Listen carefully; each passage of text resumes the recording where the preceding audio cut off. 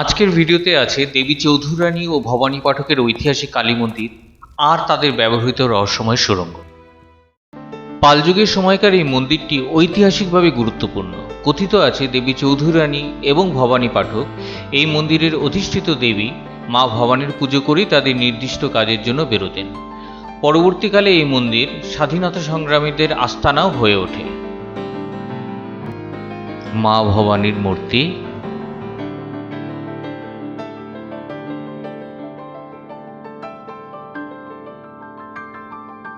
এই মন্দিরের মূল মন্ত্র হল ওম বন্দে মাতরম, জয় জয় ভারতবর্ষম, ঐক্যম শরণম গচ্ছামি, সত্যম শরণম গচ্ছামি, স্বরাজ্য শরণম গচ্ছামি। মন্দিরের পাশেই রয়েছে সেই রহস্যময় সুড়ঙ্গ। জায়গাটা এখন পার্কে রূপান্তরিত করা হয়েছে।